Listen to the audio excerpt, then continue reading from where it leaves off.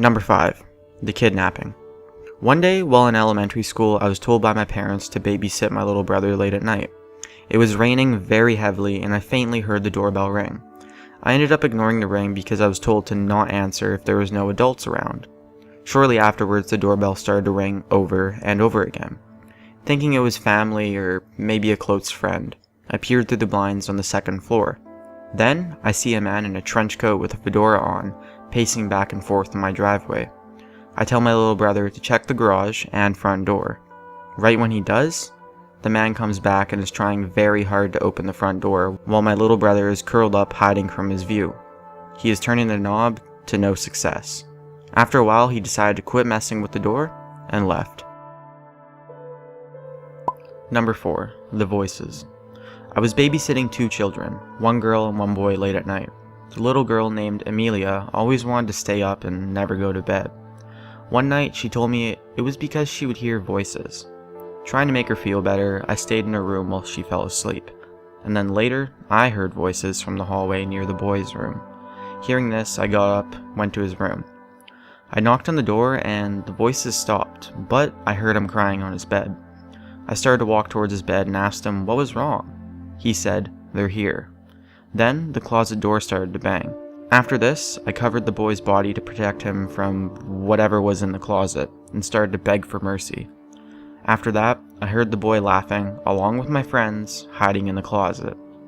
Great prank, guys. Number 3. Across the hall. It was midnight and I was babysitting my 3-month-old niece and my 5-year-old nephew. They were both in my house and slept across the hall from each other. A couple minutes past midnight, the older one started to let out a blood-curdling scream. I got up immediately and went to his room. I then saw him sitting upright and pointing into the corner of the room, saying in an odd voice that "the witch is here," repeatedly. After seeing this, I told him to lay back down and calm down. Eventually, he snapped out of it, said "it's okay, she's gone now," and laid down again. With my mind a little bit more at ease now, I went back into the 2-month-old's room to find her staring at the corner of her room like the boy, playing patty cake. I calmed her down after a while, and nothing odd has happened ever since. Still scared the crap out of me though. Number 2. Advertisements. Well, at my last year of university, I was trying to get some extra money on the side to help out with things, and I decided to post advertisements online for dog walking and babysitting in my area. Almost all the people that posted ads had pictures of themselves also on there too, so I decided to put up some pictures with a phone number to contact me, if they liked my ad, of course. Later on in the day, I was making supper and I heard the phone ring from upstairs. Being too busy making food and not wanting it to burn, I left the call and let it ring. 5 minutes later, it rang again, and I let it ring again because I was still cooking. Then, 5 minutes after that, it rang again. Thinking it could be something serious, I left the food and went to pick up the phone. When I picked up, all I heard was heavy breathing. I hung up, and then right after that, when I was walking down the stairs to check on the food, the phone rang again. So I went back up and picked it up. This time, things were normal. He told me he had 2 children around aged 5, and then asked me if I was up for the job. I said yes, because I needed the cash.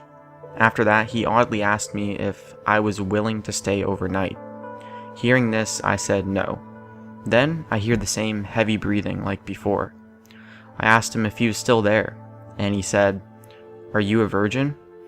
After that, I hung up, and my phone rang over and over again for the next couple hours. The horrible thing about it is his number was blocked, so I couldn't directly block his number. After this, I decided maybe having my ad up on there with a picture of me wasn't such a good idea. I deleted it, never heard from anyone ever again.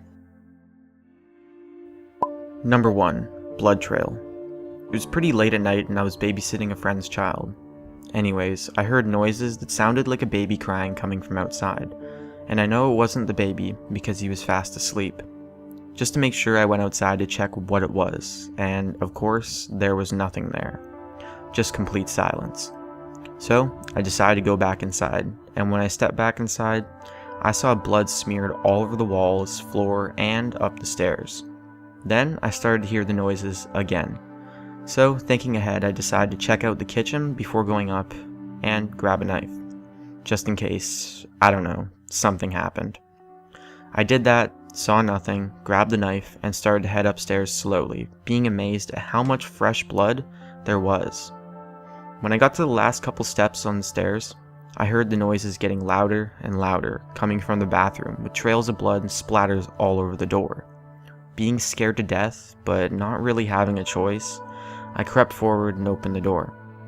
I saw a cat bleeding profusely from its face. I didn't even know if this was the parents' cat or not either, so I phoned them up and asked. Turned out it was, and that the neighbor also had a cat that would always fight with theirs.